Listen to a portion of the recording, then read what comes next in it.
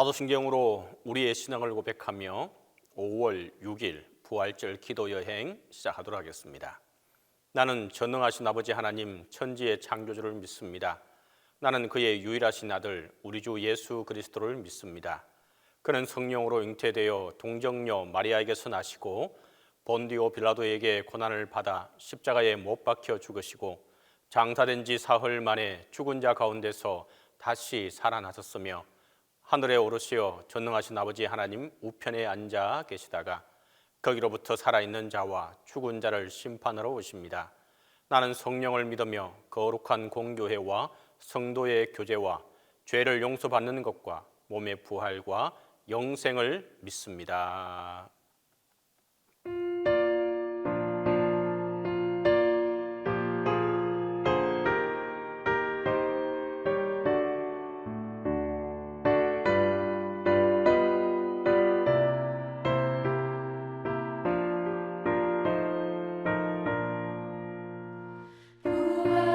부활하신 구세주 나 항상 섬기네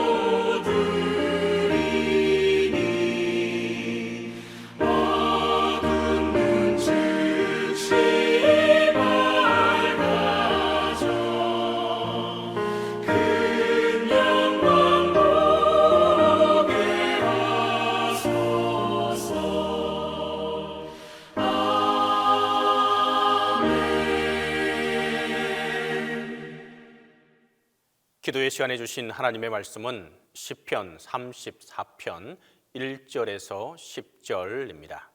구약성경 시편 34편 1절에서 10절입니다. 내가 여호와를 항상 송축하며 내 입술로 항상 주를 찬양하리이다. 내 영혼이 여호와를 자랑하리니 공고한 자들이 이를 듣고 기뻐하리로다.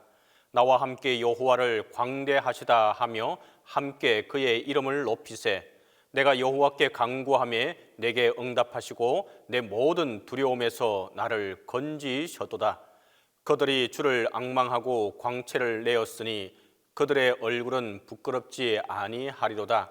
이 공고한 자가 부르짖음에 여호와께서 들으시고 그의 모든 환난에서 구원하셨도다.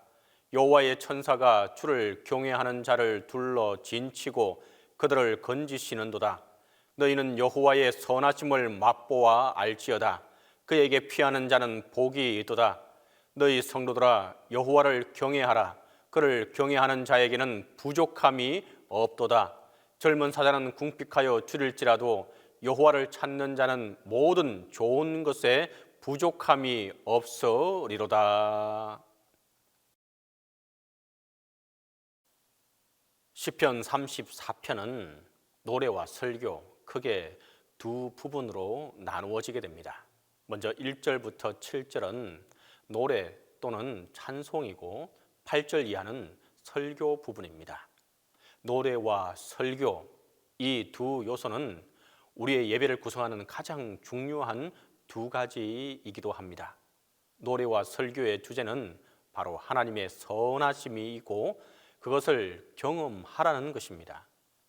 이것은 다만 하나의 형식이 아니라 생생하게 살아있는 다윗의 정서가 느껴지는 찬양이고 설교입니다. 다윗은 먼저 1절에서 자신의 노래, 자신의 찬양의 각오를 드러내고 있습니다. 내가 여호와를 항상 송축하며 내 입술로 항상 주를 찬양하리이다. 여기에서 두 번 반복되는 항상을 주목해야 합니다. 히브리어는 서로 다른 단어가 사용되었는데 첫 번째 항상은 그야말로 모든 상황, 모든 때에 하나님을 송축하겠다는 것입니다. 좋을 때만이 아니고 감사할 때만이 아니라 자기 인생에서 일어나는 모든 사건, 모든 상황 속에서 나는 언제나 하나님을 송축하고 하나님께 찬송을 드리겠다는 것입니다. 즉 지금 다윗이 처한 상황이 여전히 사울에게 쫓기는 상황이지만 그럼에도 불구하고 하나님께 찬송을 드리겠다는 것입니다. 두 번째 항상은 계속하겠다는 뜻을 가지고 있습니다. 하나님을 찬송하는 것이 자기 입술에서 그치지 않도록 계속될 것이라는 말입니다. 찬송과 불평, 감사와 원망이 교차적으로 일어나는 것이 아니라 언제나 찬송만이 자기 입술에서 계속될 것이라고 말하고 있습니다. 이것은 일종의 선언이고 다윗 스스로의 각오이기도 합니다. 2절은 찬양의 본질을 보여주고 있습니다.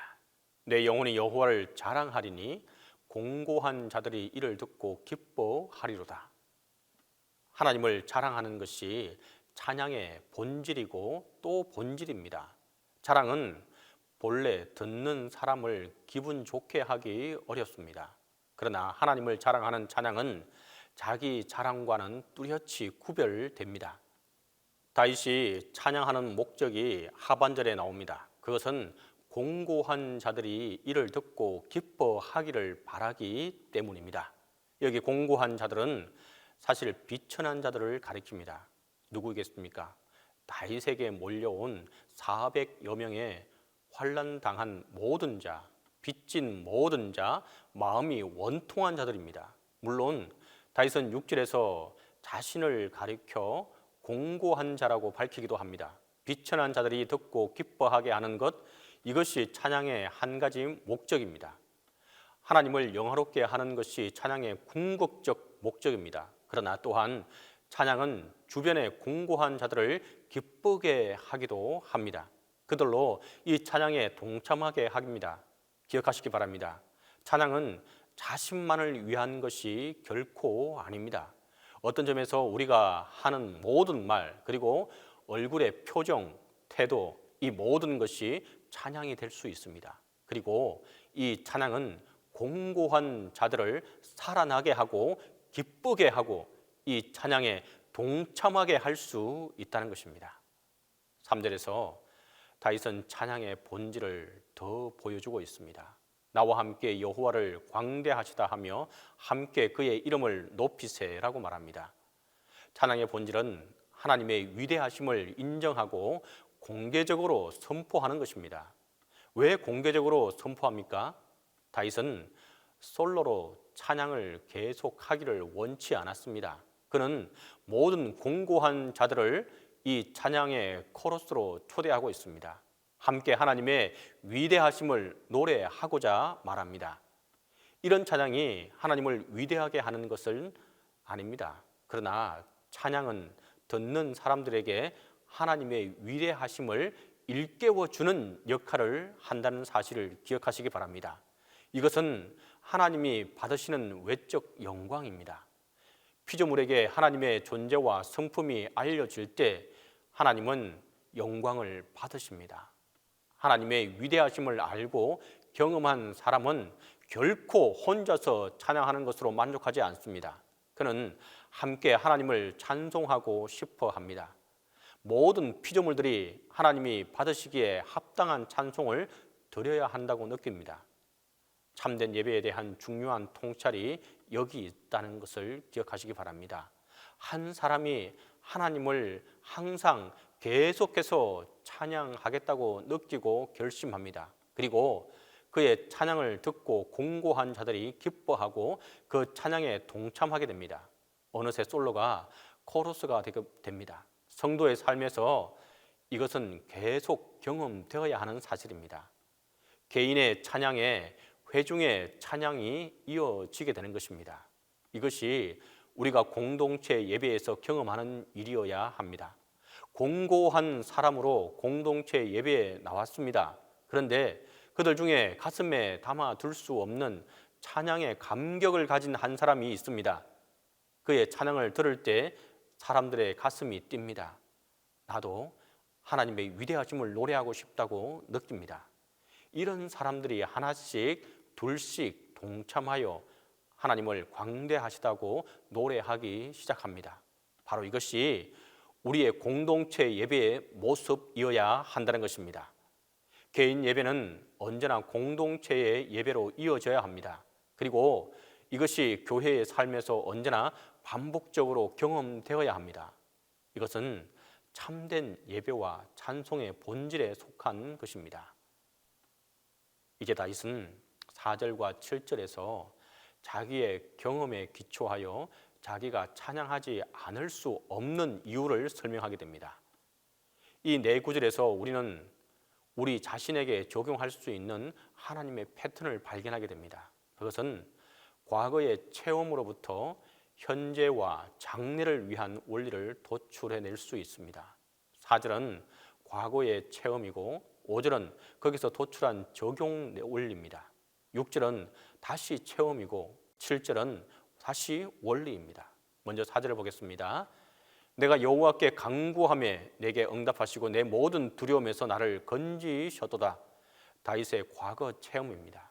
어쩌면 이것은 바로 앞에서 다윗이 경험한 일, 가드왕 아기스에서 피했다가 자신의 정체가 발각되면서 처한 위험에서 하나님이 건져주신 일을 가리킬 수 있습니다. 그러나 이것은 이 한 사건에 한정할 필요는 없습니다. 지난 모든 삶에서 다윗은 이런 하나님의 은혜를 경험했습니다. 여기서 하나의 원리가 도출됩니다. 5절입니다. 그들이 주를 앙망하고 광채를 내었으니 그들의 얼굴은 부끄럽지 아니하리로다. 그들은 하나님을 찬양하는 공고한 자들입니다. 그들은 결코 부끄러움을 당하지 않을 것입니다. 이것은 하나의 원리입니다. 다윗은 사울에게 쫓기는 현실에서 하나님이 자기를 부끄럽게 하실 것이라고 생각하지 않았습니다. 이 원리를 자신의 현실에 적용할 뿐만 아니라 공고한 사람들에게 말하고 싶어 합니다. 6절은 다시 과거의 경험입니다. 이 공고한 자가 부르짖음에 여호와께서 들으시고 그의 모든 환난에서 구원하셨도다. 다윗은 공고함으로 부르짖는 자신을 모든 환난에서 구원하신 하나님을 경험했습니다. 그리고 이 경험에서 다시 현재와 장래를 위한 원리를 도출합니다. 7절입니다. 여호와의 천사가 주를 경외하는 자를 둘러 진치고 그들을 건지시는도다. 다윗은 이런 하나님을 알고 있었습니다. 그리고 그 원리를 자신의 현재와 장래에 적용하게 됩니다. 자신의 경험에서 원리를 도출하는 방식으로 다윗은 자기가 하나님을 항상 계속해서 찬양할 이유가 분명하다는 것을 보여주고 있습니다. 이것은 자신에게만 국한되지 않고 모든 사람이 함께 하나님의 위대하심을 찬양할 수 있어야 합니다. 여기까지가 다윗의 노래입니다. 말하자면 그는 1절에서 3절에서는 나는 노래하리라 라고 말하고 있고 4절과 7절에서는 노래할 이유를 말하고 있습니다. 만일 우리가 진정으로 가슴에서 터져 나오는 찬송을 하나님께 드리게 된다면 다른 사람들을 이 경험과 노래로 초대하지 않을 수 없을 것입니다. 진정한 찬양은 언제나 자신에게 줄어들거나 움츠려들지 않습니다. 그것은 확장적입니다. 확장성을 가지고 있습니다. 밖으로 흘러나가는 성격을 가지고 있습니다. 이것은 찬양과 예배의 본질에 속하는 성질입니다. 이것이 8절 이하의 설교 혹은 권면에서 나타납니다. 다윗은 찬양과 간정에 이어 이제 설교를 시작합니다. 이것은 그의 노래를 듣던 공고한 자들을 향한 설교고 권면입니다. 8절에서는 지혜 문학의 교훈적 성격이 확연하게 드러납니다. 이 설교는 너희는 여호와의 선하심을 맛보아 알지어다. 그에게 피하는 자는 복이 있도다 라는 말로 시작하게 됩니다. 다윗은 하나님의 선하심을 경험하라는 말을 맛보라라고 표현합니다. 신앙을 영혼의 미각이라고 부르기도 합니다. 이 점에서 믿음은 관념이 아닌 실제, 경험해야 하는 실제입니다. 그리고 우리가 경험하는 하나님의 실제, 그 속성은 선하심이라는 것입니다. 선하심은 하나님의 모든 속성을 아우르는 말입니다. 다윗은 하나님을 맛보라고 말하는 대신 하나님의 선하심을 맛보아 알라라고 말합니다. 지금 이 상황에서도 항상 찬송하며 그 찬송이 계속될 수 있어야 한다는 것입니다. 그래서 다윗은 8절 하반절에서 그에게 피하는 자는 복이 있도다라고 말합니다. 이 사람들은 지금 도피처가 필요합니다. 하나님은 그들의 도피처가 되십니다. 다윗의 설교의 두 번째 요지는 여호와를 경외하라는 것입니다. 여호와를 경외하는 자들은 모든 선한 것에 부족함이 없을 것입니다. 젊은 사자가 사냥을 못해서 굶는 일이 있을지라도 하나님을 경외하는 또 찾는 사람들은 모든 좋은 것에 부족함이 없을 것이라고 말합니다. 하나님은 그 아들도 아끼지 아니하시고 우리에게 다 주셨습니다. 하나님을 경외하는 자들이 하나님의 선하심을 맛보게 되는 것입니다. 진정으로 이 새벽에 우리가 하나님의 선하심을 다 맛보아 알 수 있는 저와 여러분이 될 수 있기를 간절히 바랍니다. 우리 함께 기도하도록 하겠습니다. 먼저 기도할 제목은 선하신 하나님을 믿고 온전한 예배와 찬양을 드릴 수 있게 해달라고 기도하겠습니다. 두 번째로 예배와 찬양을 통해 회복의 은혜가 함께 할 수 있도록 기도하도록 하겠습니다. 세 번째로 동신교회가 하나님의 은혜로 모든 것에 부족함이 없도록 해달라고 기도하도록 하겠습니다. 이 세 가지 기도 제목을 가지고 함께 기도합니다. 모든 예배 가운데 함께 하시는 하나님 아버지, 예배의 주인이신 주님만이 영광 받으시고 성령께서 친히 다스리시고 주관하시는 예배가 되게 하여 주옵소서. 예배를 통해 모든 심령들이 살아계신 하나님을 만나고 그 음성을 듣는 시간 되게 하여 주옵소서. 예배 가운데 창조의 하나님이고 열방의 통치자이신 주님께 온전히 예배드리게 하여 주옵소서. 모든 성도들이 거룩한 예배자로 보좌 앞에 담담히 나아가게 하시고 믿음의 주요 온전케 하시는 이인 예수 그리스도를 바라보는 시간 되게 하여 주옵소서. 말씀이 선포될 때에 마음이 상한 자를 고치며 포로된 자에게 자유를, 갇힌 자에게 노임을 전파하며 여호와의 은혜의 해가 우리 하나님의 신원하는 날을 선포하여 모든 슬픈 자를 위로하게 하시고 시온에서 슬퍼하는 자에게 희락의 기름으로 그 슬픔을 대신하며 찬송의 옷으로 그 근심을 대신하게 하여 주옵소서. 영육간의 연약함을 가진 형제 자매에게 풍성과 긍휼하심을 부어주셔서 예배의 기쁨과 감격을 누리게 하시고 치유하시고 회복해 하시는 하나님을 경험하게 하여 주옵소서. 동신교회 모든 성도들이 예배를 사모하는 간절한 마음과 하나님에 대한 사모함을 주셔서 예배를 통해 하나님이 주시는 깊고 총명한 은혜를 맛보게 하여 주옵소서. 선하신 하나님을 경험하는 예배가 되게 하여 주옵소서. 주께서 주신 입술로 찬양하게 하시고 마음으로 찬양하게 하시고 영으로 찬양하게 하여 주옵소서. 그래야 우리의 찬양을 통해 하나님께서 영광 받으시고 우리에게 진정한 감사와 기쁨이 넘치게 하여 주옵소서. 주님, 찬양을 통한 회복의 은혜가 함께하게 하여 주옵소서. 찬양하지 않고서는 견딜 수 없는 마음을 주시고 우리의 찬양을 통해 주위 사람들에게 찬양이 전파되게 하시고 찬양을 통한 주님께로 오는 은혜와 회복을 경험하게 하여 주옵소서. 하나님께서 세워주신 동신교회를 위해서 기도합니다. 많은 사람이 들며 나며 풍성한 영의 양식을 공급받는 귀한 교회로 삼아 주심을 감사드립니다. 세상을 구원하는 방주의 역할을 다할 수 있도록 역사하여 주시옵소서. 주님, 예수 그리스도께서 친히 교회의 머릿돌이 되셔서 지켜주시고 주님의 사랑과 은혜가 또 진리가 가득 찬 교회가 되게 하여 주옵소서. 성령께서 뜨겁게 역사하시는 교회가 되게 하시며 날로 부흥 발전하게 도와 주옵소서. 저희 교회에 세워주신 각 기관들을 붙들어 주셔서 주님이 맡겨주신 일에 온전히 충성할 수 있게 해 주옵소서. 특별히 담임 목사님에게 영력을 더하여 주시사 어린 양떼를 먹이고 보살피기에 조금도 부족함이 없는 능력의 목자로 삼아 주옵소서. 오늘부터 베트남으로 교육과 선교를 위해 떠나게 됩니다. 그곳에서 이루어지는 모든 사역 위에 하나님의 은혜가 함께하게 하여 주시고 첫째도 둘째도 셋째도 안전을 지켜 주옵소서. 돌아오는 그 시간까지 성령께서 함께하여 주시고 안전하게 돌아올 수 있도록 인도하여 주옵소서. 이제는 주님께서 가르쳐주신 기도로 기도에 마치도록 하겠습니다. 하늘에 계신 우리 아버지, 아버지의 이름을 거룩하게 하시며 아버지의 나라가 오게 하시며 아버지의 뜻이 하늘에서와 같이 땅에서도 이루어지게 하소서. 오늘 우리에게 일용할 양식을 주시고 우리가 우리에게 잘못한 사람을 용서하여 준 것 같이 우리 죄를 용서하여 주시고 우리를 시험에 빠지지 않게 하시고 악에서 구하소서.